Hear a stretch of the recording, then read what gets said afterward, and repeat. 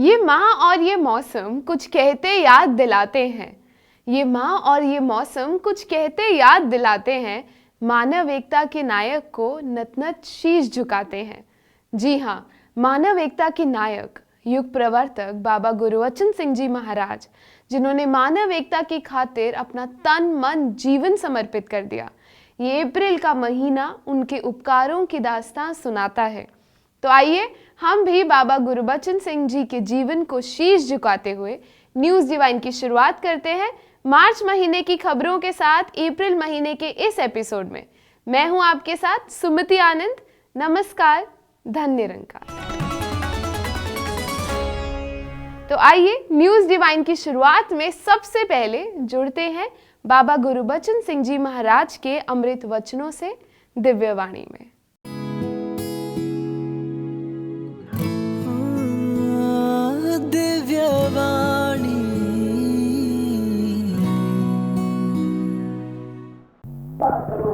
पहले कानों से सुनना है, फिर आंखों से देखना है, फिर इस बार की भावना बाद में आती है। बाद में हम उस बात का कोई भी चीज संसारिक भी होती है तो वो सुनने से कुछ भी नहीं हमारा बनता, देखने से भी कुछ नहीं बनता जब तक वो हमें प्राप्त नहीं होती। जब तक हम उसको अपने पास नहीं हासिल कर लेते तब तक वो हमारा उससे सुख जो लेना है वो नहीं मिल सकता। जैसे कोई बात किसी कार की सुना दे कि एक बहुत सुंदर कार बनी है, बहुत ही अच्छी चलती है, उसकी सिर्फ सुन ली, वो सामने भी आ जाए तो वो देख लिया, हमारी आंखों को थोड़ा सा महसूस होने लग पड़ा कि ये बहुत खूबसूरत है, लेकिन उसकी जो आराम है वो हमने महसूस नहीं किया। वो प्राप्ति से ही हम उसका आराम महसूस कर सकते हैं। इसी तरह हमें अगर पक्की अवस्था मिली है, पक्का ज्ञान मिला है, सच्चा ज्ञान मिला है, तो हम कच्चों की संगत न करें। कच्चे वो होते हैं जिनको भ्रम रहता है, जो गुरु को नहीं मानते, ज्ञान को नहीं मानते, इस पर विजत करते हैं, इसकी निंदा करते हैं या कई किस्म की जो उदावाडोल करने की बातें करते हैं, उनके पास बैठने से हमें कुछ मिलेगा नहीं।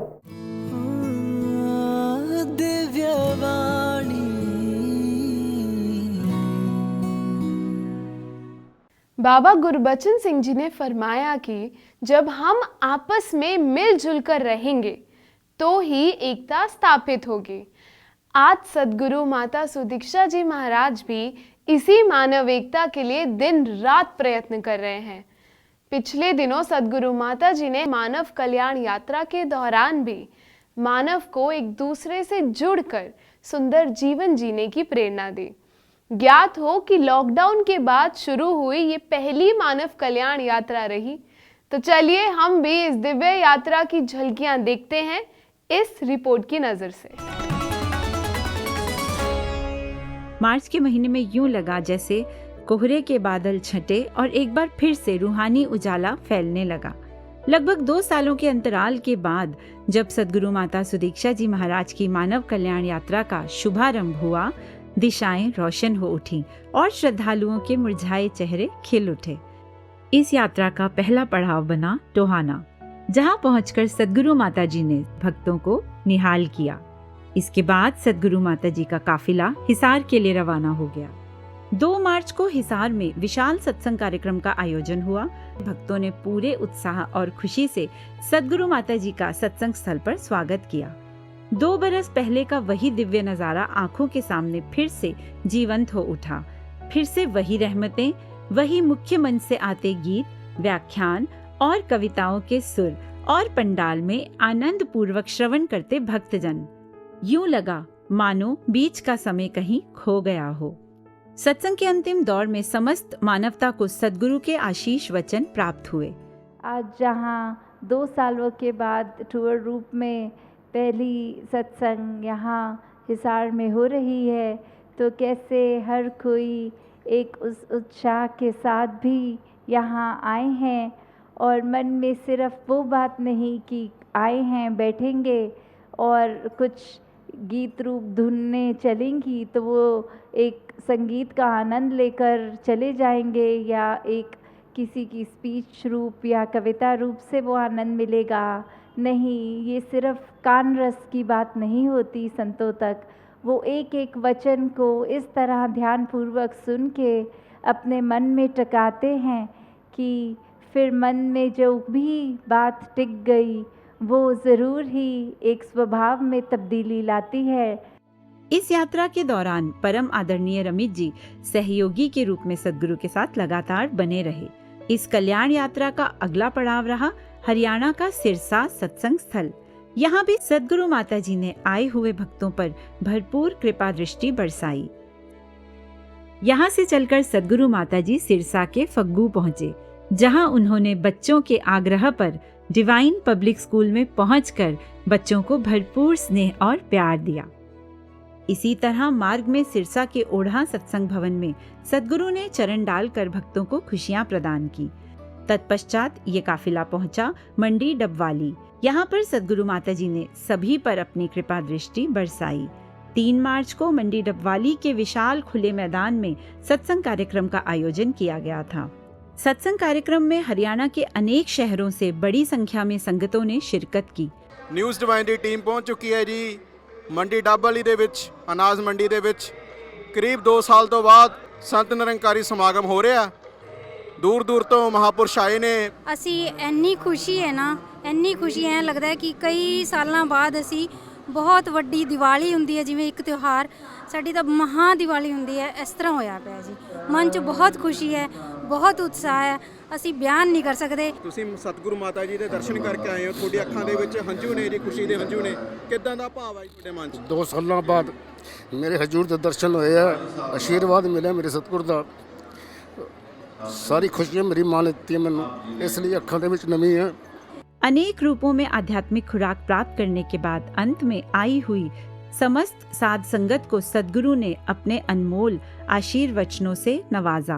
सत्संग के पश्चात मंडी डबवाली में ही भक्तों को एक बार फिर सद्गुरु की चरण रज लेने और नमस्कार करने का सुअवसर प्राप्त हुआ। यहाँ से चलकर ये सत्य का कारवां श्री गंगानगर सत्संग भवन पर पहुंचा। सुंदर सुंदर वेशभूषा में सजे भक्तों ने पारंपरिक नृत्य प्रस्तुत कर सद्गुरु माता जी का स्वागत किया। यहाँ पर श्रद्धालुओं को सद्गुरु के चरणों पर नमस्कार का अवसर मिला और सभी को सद्गुरु माता जी के पावन आशीर्वाद भी प्राप्त हुए। 4 तारीख को श्री गंगानगर का विशाल मैदान सत्संग कार्यक्रम के रूप में आए हुए श्रद्धालुओं से सजा हुआ था। बरसों बाद अपने सद्गुरु के दिव्य दर्शन पाकर भक्तों की खुशी उनके चेहरे से झलक रही थी। यहाँ पर भी भक्तों ने अपने भाव सद्गुरु के समक्ष प्रकट किए और सद्गुरु का आशीर्वाद प्राप्त किया। सत्संग कार्यक्रम के पश्चात श्री गंगानगर सत्संग भवन से सद्गुरु माता जी की ये दिव्य यात्रा अपने अगले पड़ाव की ओर बढ़ चली। रास्ते में सद्गुरु माता जी भक्तों के घरों में भी जाकर रहमतें बरसाते रहे। श्री गंगानगर के सदुल शहर सत्संग भवन का उद्घाटन सद्गुरु माता जी के पावन कर कमलों से हुआ। इसी प्रकार खैरूवाला भवन पर भी सद्गुरु माता जी ने आई हुई संगतों को आशीर्वाद प्रदान किया। इस काफिले का अगला पड़ाव बना हनुमानगढ़, जहां सद्गुरु माता जी ने आए हुए भक्तों को पावन दर्शन दिए और उन पर अपनी स्नेहपूर्ण दृष्टि बरसाई। सद्गुरु के आगमन की खुशी से सारा आलम रूहानी आनंद से भर गया। सभी भक्तों को सद्गुरु को समीप से नमस्कार करने का सुअवसर मिला। 5 मार्च को हनुमानगढ़ के सिविल लाइंस एरिया में सत्संग का आयोजन किया गया। आई हुई संगतों ने सद्गुरु को नमस्कार की। तत्पश्चात पूरी तन्मयता से सत्संग कार्यक्रम का लाभ प्राप्त किया। जैसा कि हम देख पा रहे हैं कि आज 2 सालों बाद इस रूप में, फिजिकल रूप में सद्गुरु हमारे बीच में हैं। इसी के साथ आप मेरे पीछे देख भी पा रहे हैं कि ये कोविड वैक्सीनेशन का सेंटर भी यहाँ लगाया गया है। जिन संतों महात्माओं ने अगर वैक्सीनेशन नहीं लिया है वो भी यहाँ देख रहे हैं कि काउंटर लगा हुआ है, यहाँ से वैक्सीनेशन ले सकते हैं। ये भी एक समाज के लिए परोपकार का कार्य है जो निरंकारी मिशन कर रहा है। यहाँ से रवाना होकर सद्गुरु माता जी हनुमानगढ़ टाउन सत्संग भवन पहुँचे। यहाँ पर सद्गुरु माता जी ने नवनिर्मित सत्संग भवन का उद्घाटन किया और भवन में उपस्थित श्रद्धालुओं को नमस्कार का अवसर प्रदान किया। तत्पश्चात सद्गुरु माता जी का आगमन हुआ रावतसर सत्संग भवन पर। यहाँ पर भी आए हुए श्रद्धालुओं को सद्गुरु के चरण स्पर्श का अवसर तथा आशीर्वचन प्राप्त हुए। यहाँ से चलकर सद्गुरु माता जी नोहर सत्संग भवन पर पहुँचे। संगतों को नमस्कार का अवसर देकर तथा उन्हें भरपूर निहाल करते हुए सद्गुरु माता जी यहाँ से रवाना हो गए। इसके बाद चूरू के सर्किट हाउस में भी भक्तों को सद्गुरु के पावन दर्शन करने का अवसर मिला। 6 मार्च को चूरू में विशाल सत्संग का आयोजन किया गया। सद्गुरु माता जी के आगमन पर भक्तों ने पारंपरिक वाद्य यंत्रों को बजाकर अपनी खुशी प्रकट की। संगत में श्रद्धालुओं ने अपने भाव व सद्गुरु का आभार गीतों, व्याख्यानों आदि के द्वारा प्रकट किया। सत्संग कार्यक्रम के अंतिम दौर में सद्गुरु के आशीर्वचनों से अपनी अपनी झोलियां भर श्रद्धालु सद्गुरु को आगे की यात्रा की विदाई देते हुए अपने घरों की ओर रवाना हुए। तत्पश्चात सद्गुरु माता जी भक्तों का आतिथ्य स्वीकार करते हुए उन्हें भरपूर खुशियों से नवाजते हुए चूरू से रवाना हो गए। अगला पड़ाव था राजस्थान का ही पिलानी सत्संग भवन। यहाँ पर नन्हे मुन्ने बच्चों ने सद्गुरु का स्वागत किया। इसके बाद सद्गुरु माता जी ने बिट्स पिलानी के प्रेमिसेस का अवलोकन किया। यहाँ के शीर्ष अधिकारियों ने सद्गुरु माता जी के दिव्य दर्शन का लाभ प्राप्त किया। 7 तारीख को लोहारू में सत्संग कार्यक्रम का आयोजन किया गया था। सत्संग के दौरान पंक्तियों में लगकर मर्यादित ढंग से श्रद्धालुओं ने सद्गुरु के दिव्य दर्शन का लाभ प्राप्त किया।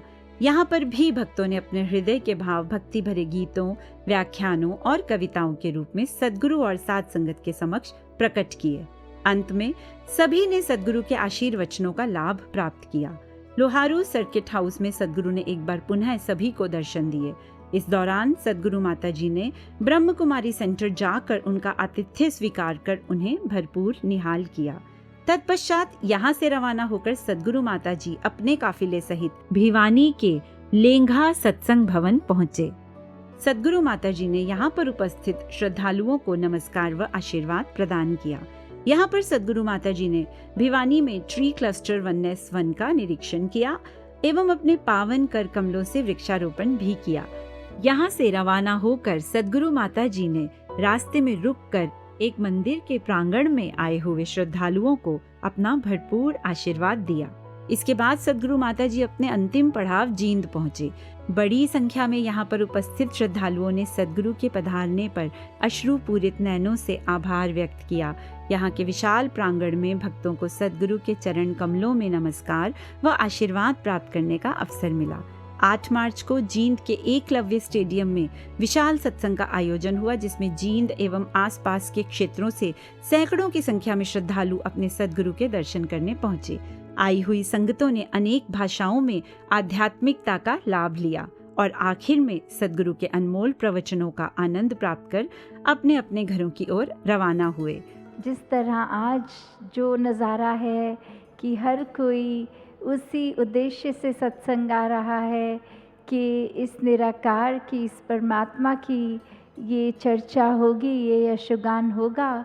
जो भी संत स्टेज से जो फरमाएंगे उन अच्छी शिक्षाओं को अपने जीवन में धारण करने की ये जो कोशिश वो बरकरार करते रहें।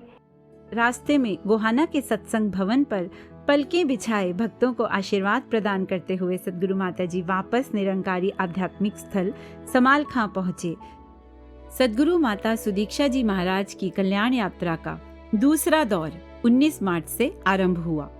इस रूहानी सफर की पहली मंजिल बना मुरैना, जहां सद्गुरु ने कुछ देर रुककर अपने दर्शनों से भक्तों को निहाल किया और उन्हें आशीर्वाद दिए।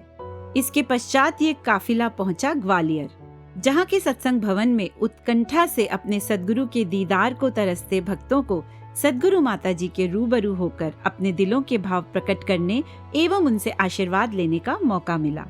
ग्वालियर के ही सिटी भवन में भी सद्गुरु माता जी ने भक्तों को भरपूर आशीर्वाद दिए। 20 मार्च को ग्वालियर के विशाल मेला ग्राउंड में सत्संग कार्यक्रम का आयोजन किया गया।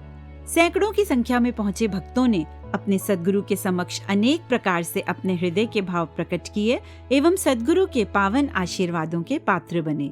शहर के अनेक गणमान्य व्यक्तियों ने भी सद्गुरु से आशीर्वाद प्राप्त किया। इसके पश्चात ये रूहानी काफिला पहुंचा गुना भवन पर, जहां सत्संग भवन में सभी भक्तों को सद्गुरु से आशीर्वाद लेने का सुअवसर प्राप्त हुआ। इसके बाद सद्गुरु माता जी ने ब्यावर के निर्माणाधीन भवन में मौजूद भक्तों को निहाल किया। उज्जैन के पवासा भवन का उद्घाटन स्वयं सद्गुरु माता जी के कर कमलों द्वारा हुआ। बड़े समय से सद्गुरु माता जी से मिलने की आस लगाए श्रद्धालु भक्तों के घर जाकर भी सद्गुरु ने उनकी मुरादें पूरी की और उन्हें निहाल किया। कल्याण यात्रा की इस लड़ी की अगली मंजिल रही इंदौर। यहाँ के प्रसिद्ध दशहरा ग्राउंड में भक्तों ने सद्गुरु माता जी का भव्य स्वागत किया। श्रद्धालु भक्तों ने गीत, विचार, कविता इत्यादि के माध्यम से सद्गुरु के समक्ष अपने विचार रखे और इस अवसर पर माता जी ने अपने आशीर्वचनों से सभी को निहाल किया। इंदौर के सत्संग भवन में भी सबको भरपूर रहमतें दी। इंदौर से विदा लेकर ये काफिला बढ़ चला भोपाल की ओर, जहां रास्ते में सीहोर और बैरागढ़ के नवनिर्मित भवनों पर भी दर्शन देकर अपने भक्तों की खुशी दुगनी कर दी। सद्गुरु माता जी का ये रूहानी सफर अब आ पहुंचा था भोपाल भवन पर, जहां इंतजार में पलकें बिछाए खड़े भक्तों ने अपने सद्गुरु का भव्य स्वागत किया। यहाँ भी सद्गुरु माता जी ने भक्तों के घरों में पहुंचकर उन्हें कृतार्थ किया। 22 मार्च को भोपाल के MBM कॉलेज ग्राउंड में एक विशाल सत्संग कार्यक्रम का आयोजन हुआ। भोले भक्त चेहरों पर प्यारी सी मुस्कान सजाए बड़े ही संयम के साथ नमस्कार की लाइनों में लगे अपनी बारी का इंतजार कर रहे थे। यहाँ भी सद्गुरु ने अपने भक्तों को भरपूर आशीर्वाद प्रदान किए। सद्गुरु की रहमतों का ये सिलसिला भोपाल और विदिशा भवन में भी जारी रहा, जहाँ सद्गुरु ने सभी भक्तों को अपनी चरण रज से शोभित किया। भोपाल भवन में कुछ जोड़े सद्गुरु माता जी की पावन उपस्थिति में सगाई के बंधन में भी बंधे। सद्गुरु माता जी का दिव्य काफिला अब बढ़ चला अपनी अगली मंजिल सागर की ओर, जहां एक सत्संग कार्यक्रम का आयोजन था। सागर सर्किट हाउस में सद्गुरु माता जी ने घरौंदा आश्रम के दिव्यांग बच्चों को भी पावन आशीर्वाद दिए। नन्हे मासूम बच्चे सद्गुरु की मधुर मुस्कान देखकर अत्यंत प्रसन्न हुए। सद्गुरु माता जी ने आश्रम की संचालिका से भी भेंट की। दमोह स्थित निरंकारी भवन का उद्घाटन सद्गुरु माता जी के पवित्र कर कमलों द्वारा किया गया।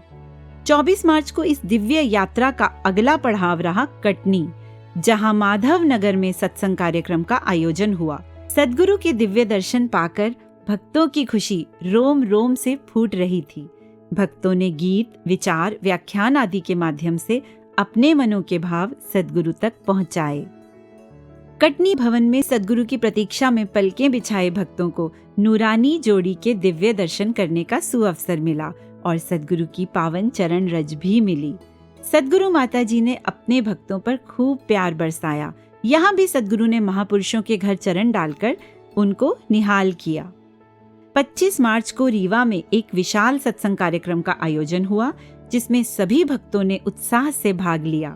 सद्गुरु के साकार दर्शनों की खुशी भक्तों के चेहरों से झलक रही थी। लंबी लंबी कतारों में लगे भक्तों ने पूरी मर्यादा के साथ सद्गुरु के दर्शन किए।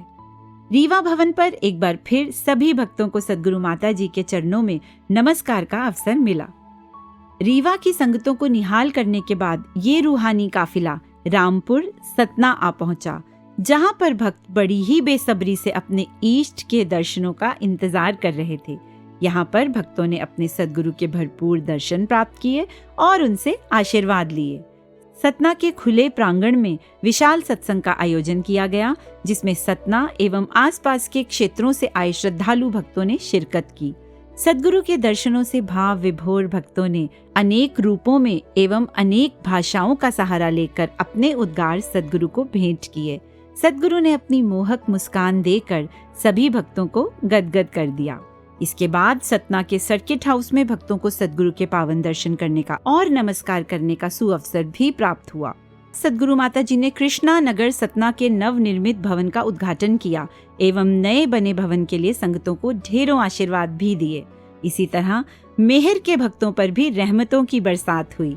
इसके पश्चात इस रूहानी काफिले की अगली मंजिल बना जबलपुर में सिहोरा। इस शहर में नए बने भवन का उद्घाटन सद्गुरु माता जी के पावन कर कमलों द्वारा किया गया।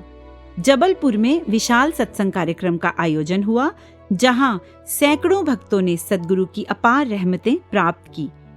यहाँ सद्गुरु माता जी का स्वागत सजे धजे नन्हे मुन्ने बच्चों ने किया। यहाँ भी सद्गुरु ने अनेक भक्तों के घरों में अपनी चरण धूल देकर उन्हें कृतार्थ किया। इसके पश्चात यह दिव्य काफिला बढ़ चला अपनी अगली मंजिल की ओर। राह में देवारी, ग्राम स्वराज, ग्वारी, फूल सागर में सड़क पर सद्गुरु की प्रतीक्षा में आतुर संतों को भी सद्गुरु ने दिव्य दर्शन दिए। मंडला भवन पहुंचने पर सद्गुरु माता जी एवं आदरणीय रमित जी का भव्य स्वागत किया गया। अब इस रूहानी काफिले की अगली मंजिल थी बिलासपुर। बिलासपुर में भी सद्गुरु माता जी ने भक्तों के घरों में पहुंचकर उन्हें चरण रज लेने का अवसर प्रदान किया।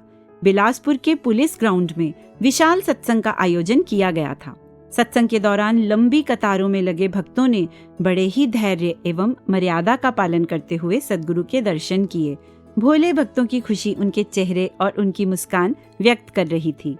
सत्संग कार्यक्रम के पश्चात सद्गुरु माता जी ने बिलासपुर भवन पर भक्तों को एक बार फिर नमस्कार का अवसर प्रदान किया और उन्हें भरपूर आशीर्वाद दिए।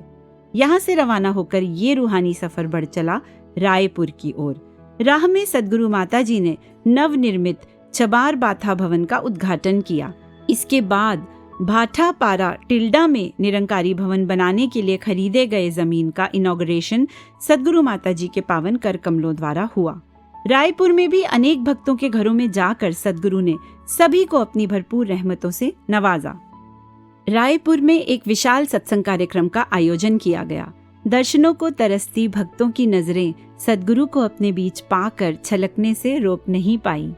करुणा निधान सद्गुरु माता जी ने भी अपने सभी भक्तों को भरपूर प्यार और आशीर्वाद दिए।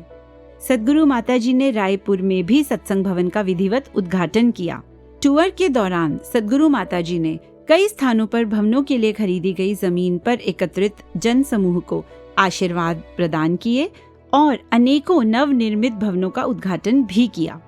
सद्गुरु माता जी की इस निरंतर चलती कल्याण यात्रा का आखिरी पड़ाव बना राजनंदगांव, जहां 30 मार्च को एक विशाल सत्संग कार्यक्रम का आयोजन हुआ।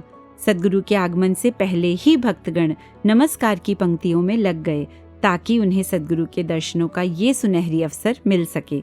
यहाँ भी सद्गुरु ने अपनी भरपूर रहमतों से सभी को नवाजा। फिर 3 अप्रैल को दिल्ली में एक विशाल सत्संग कार्यक्रम का आयोजन हुआ, जहां भक्त अपने सद्गुरु के दर्शन पाकर गदगद हो उठे और माता जी ने भी सभी को अपने आशीर्वादों से निहाल किया। आज दिल्ली में इस रूप में जो समागम करने का अवसर मिल रहा है और अभी ये टूरों की भी लड़ी जो 1 मार्च से कोरोना के 2 सालों के बाद ये फिर से रीस्टार्ट हो पाई, तो बस ऐसे ही इस लड़ी में एक ही दिन जो दिल्ली को इस रूप में सत्संग का दे पाए। आगे जैसे श्रवण भी किया कि दूर देशों की भी यात्रा जो कल से है, तो बस ऐसे ही लग रहा था कि दिल्ली भी बस टूर का शायद एक पड़ाव ही है कि यहाँ पे भी बस एक ही ये अवसर अभी मिल पाए। तो दासी जब वापस आके आपके दर्शन फिर से करनेगी। और इस प्रकार इस कल्याण यात्रा का दूसरा चरण समाप्त हुआ। सद्गुरु का हर वचन अमृत रूपी संजीवनी है जो मानने वाले के भाग्य के दरवाजे खोल देती है। ये कथन बाबा गुरबचन सिंह जी महाराज का है और इसमें कोई शक नहीं कि सद्गुरु के वचन, सद्गुरु के पावन दर्शन इंसान की जिंदगी में खुशियों के रंग भर देते हैं। इसका जीवंत उदाहरण हमें पिछले महीने 13 मार्च को सद्गुरु माता जी के पावन जन्म दिवस के अवसर पे देखने को मिला। चलिए देखते हैं इस विशेष रहमत की खूबसूरत झलकियां। इस बार मार्च का महीना निरंकारी जगत के लिए एक बेहद खास महीना रहा, क्योंकि इस महीने की 13 तारीख रविवार को निरंकारी श्रद्धालुओं को सद्गुरु की एक विशेष रहमत प्राप्त हुई। इस दिन एक विशाल सत्संग कार्यक्रम सद्गुरु माता सुदीक्षा जी महाराज की पावन छत्र छाया में संत निरंकारी आध्यात्मिक स्थल समालखा में आयोजित किया गया। इस विशेष सत्संग समारोह में दिल्ली, उत्तर प्रदेश, हरियाणा, पंजाब, राजस्थान तथा देश के अनेक श्रद्धालु सम्मिलित हुए। ज्ञात हो कि ये दिवस सद्गुरु माता सुदीक्षा जी महाराज के जन्म दिवस के रूप में समर्पित है, लेकिन इस दिन पहली बार सत्संग समारोह के रूप में ये रहमत श्रद्धालुओं को प्राप्त हुई। सत्संग समारोह में वर्षों बाद ये रौनकें देखने को मिली। आज हम मौजूद हैं निरंकारी ग्राउंड्स में समालखा, जहां पर हम सद्गुरु माता जी का बर्थडे फिजिकल रूप में पहली बार मना रहे हैं इस विशाल समागम के रूप में। यहाँ पर हम देख रहे हैं कि सारे ही संत एक अलग ही जोश के साथ मौजूद हैं। तो आइए जानते हैं महापुरुषों के मन के उद्गार। कि माता जी के जन्मदिन की बहुत बहुत शुभकामनाएं सबको। और सबसे बड़ी खुशी ये है कि 2 साल बाद हमें हुजूर के रूबरू दर्शन करने का मौका मिल रहा है। ये जो अपार खुशियाँ हमें सतगुरु दे रहा है, तो हमें आज एक माता जी के जन्मदिन पे अपने आप को हर गुरसिख को ये सोचना चाहिए कि हम पूरी तरह इस गुरु को सरेंडर कर दें। तो माता जी के जन्मदिन पे हम सब यही सोच रहे हैं कि जो वचन माता जी के आ रहे हैं और जो माता जी हर गुरसिख से अपेक्षा कर रहे हैं, हम वो कर पाएँ। यही सबसे बड़ा मैं समझता हूँ कि माता जी को गिफ्ट होगा। सदगुरु माता जी हमें रोज़ अलग अलग तरीके की सिखलाइयाँ देती है। सिखलाइयों पर चलेंगे, उनकी दी हुई सारी चीज़ें सब, उनकी जो कृपा है उसका अगर हम शुक्राना करेंगे उनके, तो उनके लिए बेस्ट गिफ्ट होगा। यहाँ पे समागम में आके सदगुरु माता जी के दर्शन करके कैसा लग रहा है? स्वर्ग मिल गया मेरे लिए। दासी आके वहाँ बैठ कर रो रही थी, ताकत नहीं चल रही थी कि चल के जाऊँ। बहुत ऐसा दिल हो रहा था कि माता कैसे नमस्कार करूं। इसकी लाख लाख शुक्र है महाराज, मेरे पास इस बहन को भेज दिया कि जाओ माता जी रो रही है, उसको लेकर नमस्कार कराओ। हैप्पी बर्थडे माता जी, हैप्पी बर्थडे माता जी, हैप्पी बर्थडे माता जी। सत्संग पंडाल आए हुए श्रद्धालुओं से पूरी तरह से भरा हुआ था तथा मुख्य आसन की शोभा देखते ही बनती थी। आसन पर विराजमान सद्गुरु के पावन मुखड़े पर सहजतापूर्ण मुस्कान सजी हुई थी। सद्गुरु के दर्शन पाकर श्रद्धालु के चेहरे भी प्रसन्नता से खिल रहे थे।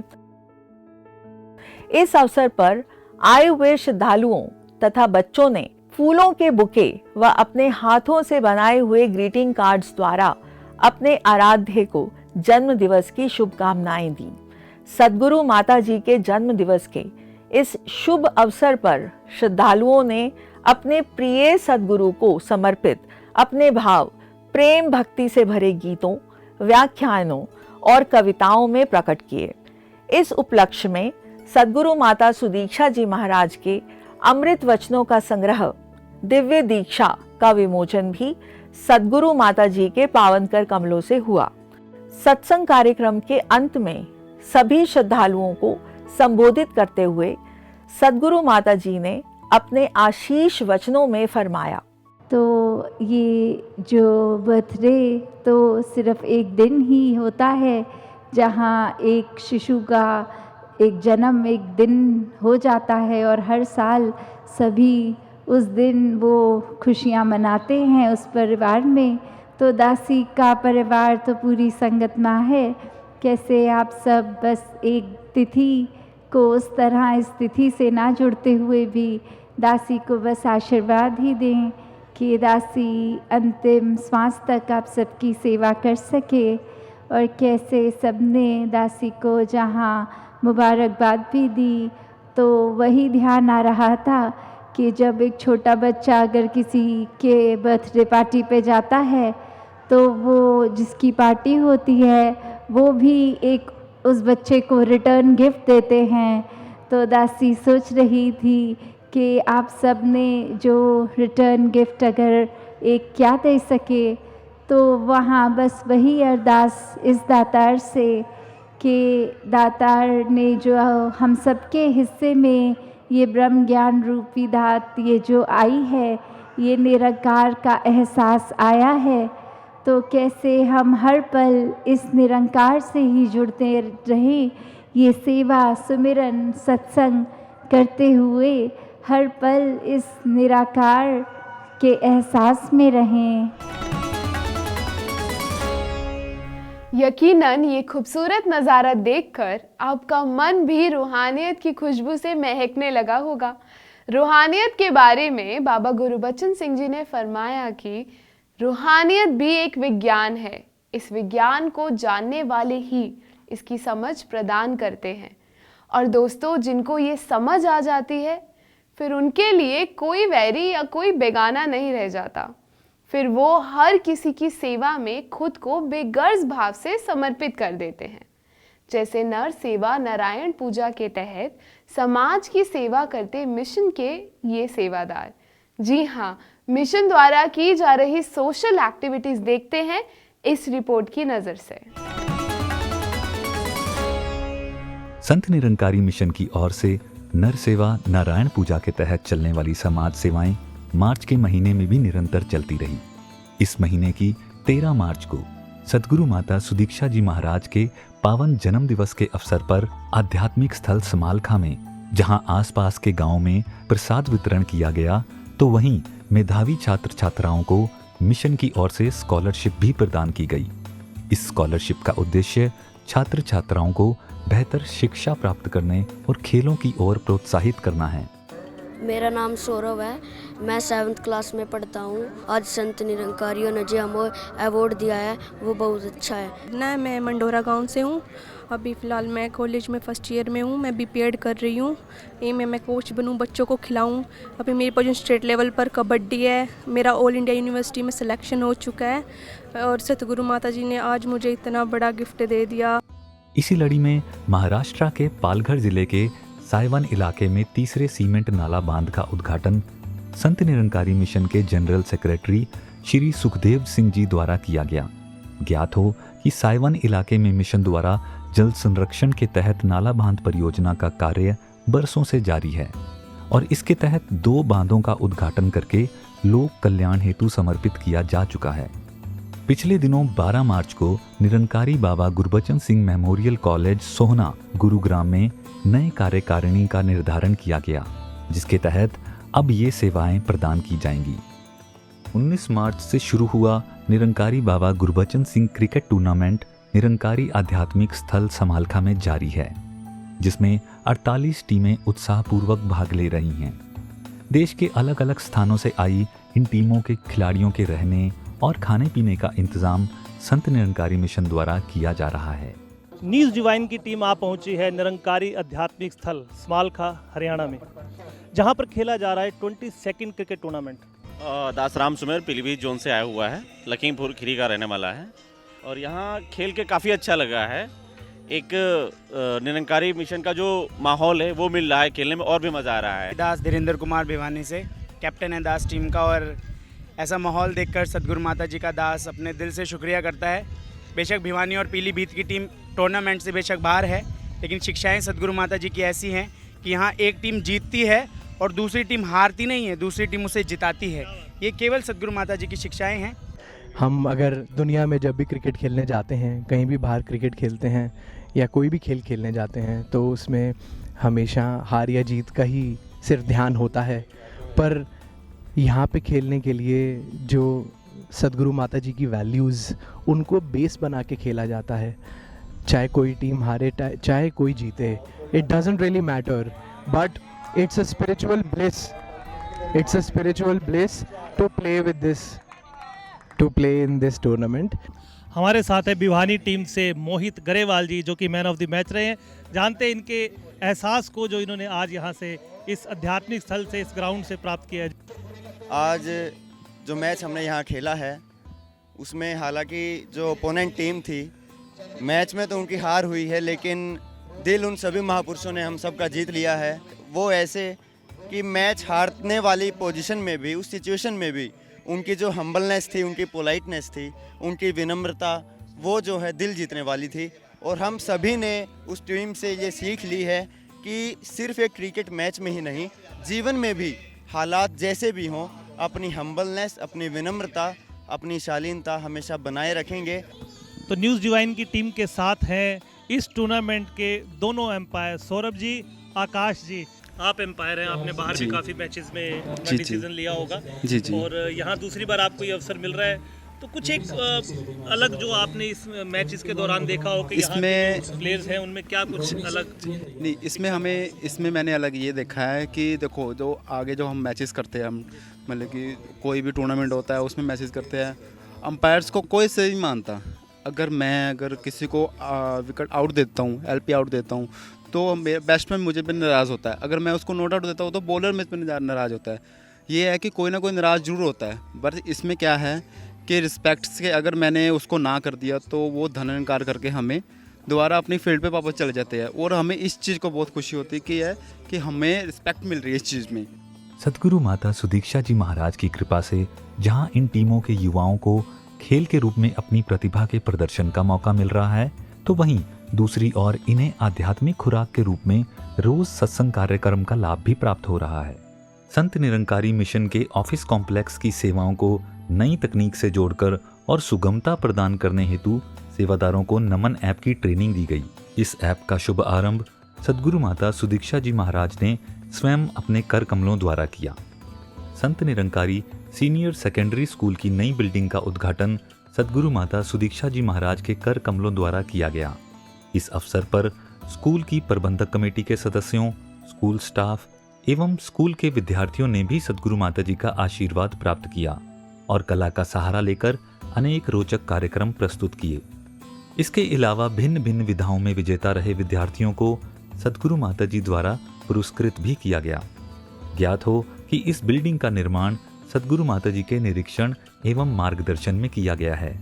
सद्गुरु माता जी ने आए हुए स्कूल स्टाफ और बच्चों को अपना पावन पवित्र आशीर्वाद भी प्रदान किया। सभी संत, सभी सेवादारों ने जिस तरह एक मेहनत से ये स्कूल का इसमें लगकर दिन रात लगा के ये कंस्ट्रक्शन फिनिश करके एक ये बिल्डिंग जहाँ बहुत सुंदर, और अंदर अब जो बिल्डिंग के ये विद्यार्थी हों, चाहे स्टाफ है, चाहे एडमिनिस्ट्रेशन के या अन्य रूप और भी, ये सभी ने जहाँ मिलकर एक अंदर ये बिल्डिंग को एक जैसे बात बोलते हैं कि मकान को घर बनाना है, वैसे ही ये स्कूल के अंदर एसेंस डालने के लिए कि सभी इस परमात्मा से पहले जुड़कर फिर हर एक पल में जहाँ अपनी चाहे शिक्षा ले रहे हैं या दे रहे हैं, हर पल में जब एक अपना सुधार, हर एक का सुधार, अभी भी जिस तरह देखा कि कैलिबर तो बच्चों का ये विद्यार्थी हैं, पर टीचर्स ने कैसे इतना निखारा अपनी स्टूडेंट्स की इतनी मेहनत कि एक सैम्पल के तरीके पे जो अभी इस करंट ईयर या इससे पहले वाले में जो अवार्ड्स भी देखे उनकी अचीवमेंट्स, पर किस तरह हर एक का जो पोटेंशियल है वो जहाँ निखारते हुए, और अभी जैसे जिक्र भी हो रहा था कि सांसारिक विद्याएं तो हैं ही, सबसे पहले परमार्थ की शिक्षा, एक अच्छा इंसान बनने की शिक्षा जो हमेशा से संत निरंकारी मिशन के संदेश रहे हैं, तो दातार कृपा करे कि ये बिल्डिंग के लिए भी जहाँ इतनी मेहनत हो, अब उसके अपकीप में भी जहाँ फिर वही एक स्टूडेंट्स को भी ध्यान रखना है, टीचर्स को भी है और स्टाफ को भी, कि कैसे ये बिल्डिंग तो सुंदर है, अंदर पर जो पढ़ रहे हैं, पढ़ा रहे हैं या अन्य वजह से हैं, वो सबका मन भी उतना सुंदर ही हो। परमपिता परमात्मा को जानकर ही विश्व शांति संभव है। बाबा गुरबचन सिंह जी महाराज ने ना केवल ये कथन कहे, बल्कि दिल में प्यार और मानव एकता का जज्बा लेकर किसी अमन चैन के झोंके की भांति सरहदों की दीवारें पार कर देश व दुनिया के कोने कोने में जा पहुंचे और दिलों में मानव एकता के फूल खिला दिए। आज भी सद्गुरु माता जी की रहनुमाई में दूर देशों में मानवता का ये उपवन महक रहा है। Now let us proceed towards the next section where we can see various activities by devotees from Sant Nirankari Mission towards human unity. The Chicago branch of USA celebrated Sadhguru Mata Sudiksha Ji Maharaj's birthday on March 12th by doing food packaging seva for other countries. 71 saints gathered for this seva and served with feelings of love, compassion and humanity. After UK, the devotees of Chicago, Michigan, Los Angeles, Denver, New Jersey, New York and Washington DC are also feeling blessed and grateful to attend the holy congregations after a long gap of 2 years. Their hearts are filled with love and gratitude towards Sadhguru for blessing them the precious gift of Satsanghat. Jessica G, as you know, after 2 years, we are finally able to seek the blessings from the saints in the physical form. How do you feel today being able to be back and seek these blessings physically? It feels very blissful and like it's a return to normalcy. After such a long time of being away, it feels great to take blessings of everybody in person. Nothing can replace the feeling that you get when you attend the Sangat in person. How do you feel about the setup today? Do you feel safe coming back to the Bhavan? We feel very safe. They are, adopting all the protocols. हम यहाँ पे आके बहुत ही खुश हैं और एक तरफ से बहुत ही ज़्यादा सेफ्टी भी फील हो रही है कि एटलीस्ट सारे प्रोटोकॉल्स फॉलो किए जा रहे हैं. So we know that there is nothing to worry about. How do you feel coming back to Sangat in person? It is such a blissful feeling. The physical presence is such a huge difference, and the ronak that we have in the Sangat, it just makes a big difference, and it's so blissful that we're here today. So 2 years has obviously been a long time, and it's hard to describe it with just one word. I'm feeling a very mix of emotions, but the overall message or the overall word that I could say is I'm feeling very blessed. One of the best days of my life. It is like just homecoming again. सब लोगों को मिलकर इतनी खुशी हुई, personally धन्यकार हुआ, and it has brought immense joy to all our hearts. I cannot express the gratitude to Sadhguru Mata ji. चलिए देखते हैं इस बार की स्पेशल रिपोर्ट में क्या है खास। आज के संत निरंकारी मिशन को निखारने संवारने में अनेक दिव्य विभूतियों के साथ साथ अनेक संत महात्माओं के भी त्याग और परोपकार का योगदान रहा है। ये संत महात्मा आज भी मिशन के इतिहास के पन्नों में ध्रुव तारे की भांति चमक रहे हैं। पिछले एपिसोड में हमने संत निरंकारी मिशन के 7 सितारों का जिक्र किया। इसी लड़ी को जारी रखते हुए इस एपिसोड में हम 5 और ऐसे पुरातन प्रेरक विभूतियों के जीवन की चर्चा कर रहे हैं जो तन मन धन से पूर्ण रूप से सद्गुरु के चरणों में समर्पित हो गए और आज भी गुरु भक्ति की मिसाल बनकर दिलों में समाये हैं। श्री सज्जन सिंह जी, इस लड़ी में हम सबसे पहले बात कर रहे हैं संत सज्जन सिंह जी की। सज्जन सिंह जी का नाम आते ही सर श्रद्धा से नतमस्तक हो जाता है। आज प्रत्येक वार्षिक निरंकारी संत समागम की भव्यता के पीछे एक धुंधला सा नूरानी चेहरा दिखाई देता है। युवा, विद्वान और परोपकारी संत सज्जन सिंह जी का। सज्जन सिंह जी ने इस धरती पर बहुत ही कम आयु व्यतीत की। सज्जन सिंह जी को माता पिता के रूप में शहंशाह बाबा अवतार सिंह जी और जगत माता बुद्धवंती जी की सरपरस्ती नसीब हुई। कुशाग्र बुद्धि के सज्जन सिंह जी को मिशन की अनमोल शिक्षाओं को जन जन तक पहुंचाने की तीव्र इच्छा थी और इसके लिए आप नई नई विधि सोचते रहते थे। संत निरंकारी मंडल की स्थापना के पश्चात प्रकाशन और पत्रिका का लघु स्वरूप जिसे सद्गुरु दी लोड नाम दिया गया, ये सज्जन सिंह जी के प्रयास और योगदान का ही परिणाम रही। कहते हैं कि 5 प्रणों के निर्माण में भी सज्जन सिंह जी का योगदान रहा। इस महान विभूति की देन यही नहीं थमी।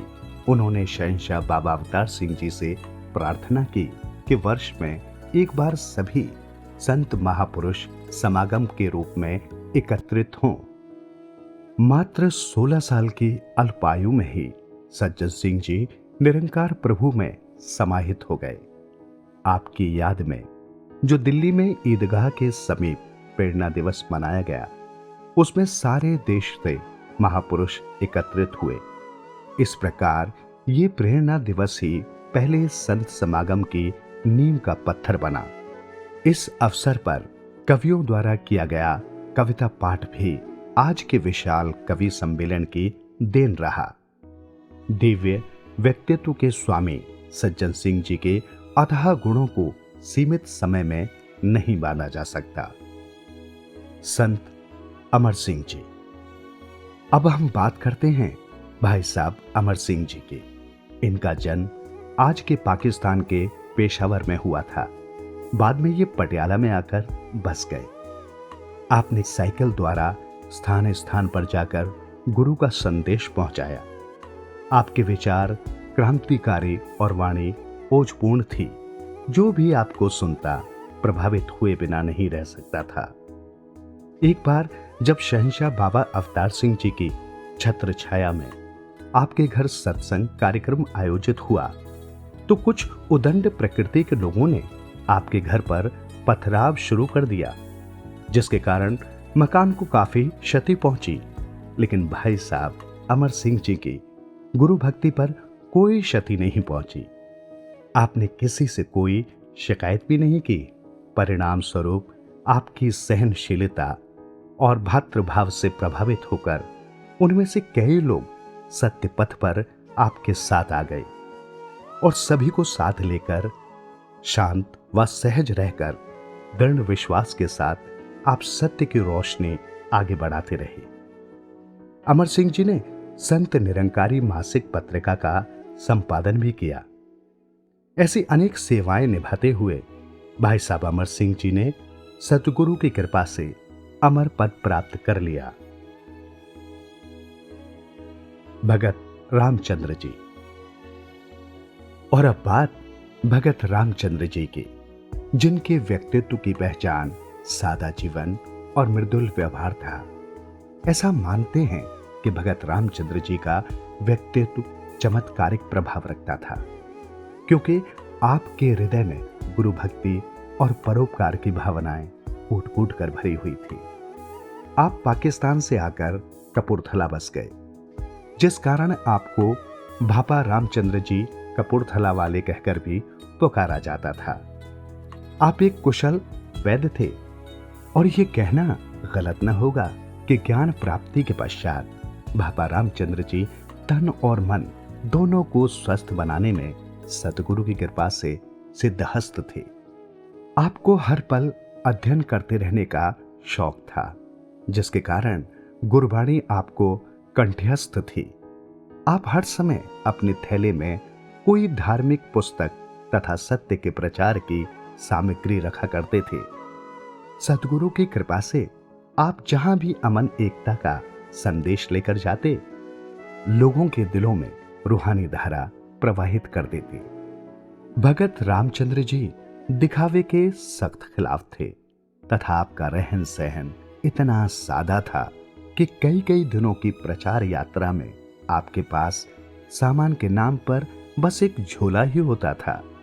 आपकी सेवा व समर्पण भाव के कारण सतगुरु का आप पर भरपूर स्नेह रहा। आज भी संत निरंकारी मिशन भगत रामचंद्र जी की गुरु भक्ति को नमन करता है। ऋषि व्यासदेव जी। संजीदगी, सरलता और सादगी जिनके व्यक्तित्व के आभूषण थे, वो थे ऋषि व्यासदेव जी। ऋषि व्यासदेव जी का झुकाव बचपन से ही धर्म ग्रंथों, गुरुओं, पीरों की वाणियों की ओर रहा। आपकी प्रभु प्राप्ति की जिज्ञासा ने ही बाबा बूटा सिंह जी से आपकी भेंट कराई और आपको निरंकार प्रभु की अनुभूति हुई। विभाजन के बाद आप हरिद्वार आ गए और सतगुरु की कृपा से सत्य के प्रचार प्रसार में जुट गए। ऋषियों जैसा व्यक्तित्व तथा परोपकारपूर्ण तपस्वी जीवन को देखते हुए शहंशाह जी ने आपको ऋषि के खिताब से नवाजा। मुंबई में ऋषि जी का निवास स्थान था, जहां रहकर वे अपनी जीवन की हर सांस सतगुरु तथा सत्य को समर्पित करते रहे। ऋषि जी ने सतगुरु के वचनों को अपने हृदय में धारण कर छोटे बड़े, अमीर गरीब हर किसी को प्रेम देते हुए दिल की गहराइयों से अपना बना लिया। यही कारण है कि उत्तर प्रदेश से लेकर महाराष्ट्र, पंजाब से लेकर बिहार तक, इतना ही नहीं पड़ोसी देश नेपाल तक भी जाकर उन्होंने सत्य प्रेम की धारा को प्रवाहित किया। सतगुरु की कृपा से मुंबई में संत निरंकारी मिशन का महकता उपवन ऋषि व्यासदेव जी के तप, त्याग, मानवता के प्रति प्रेम और परोपकार से भरे जीवन की कहानी कहता है।